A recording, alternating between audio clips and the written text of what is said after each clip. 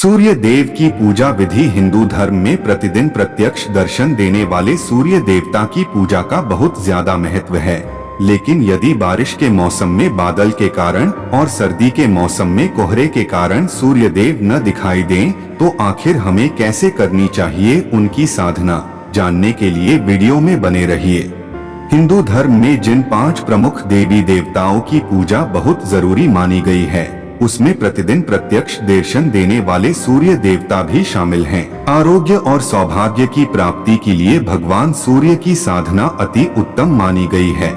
जिस सूर्य को ज्योतिष में नवग्रहों का राजा कहा गया है, उसकी पूजा से व्यक्ति के जीवन से जुड़ी सभी बाधा दूर होती है और उसे जीवन के प्रत्येक क्षेत्र में सफलता प्राप्त होती है।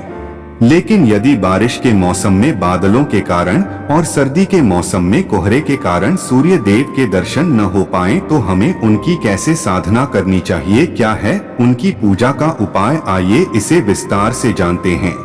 यदि खराब मौसम के कारण आपको सूर्य देव के दर्शन न हो पाए, तो आपको बिल्कुल भी निराश नहीं होना चाहिए और प्रतिदिन की भांति पूर्व दिशा की ओर मुख करके तांबे के बर्तन में रोली, लाल पुष्प, अक्षत और शुद्ध जल डालकर सूर्य देव का ध्यान करते हुए अर्घ्य देना चाहिए। सूर्य को अर्घ्य देते समय भगवान सूर्य के मंत्र का जप जरूर करते रहें।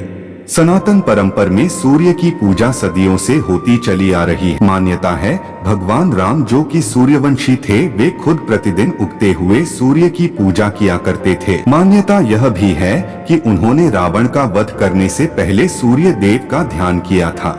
भगवान कृष्ण के पुत्र सांब ने भी सूर्य की साधना आराधना करके उनका आशीर्वाद लिया था। मान्यता है कि सूर्य देव के आशीर्वाद से ही सांब को कुष्ठ रोग से मुक्ति मिली थी। महाभारत काल में भगवान सूर्य ने ही द्रौपदी की पूजा से प्रसन्न होकर उसे अक्षय पात्र दिया था।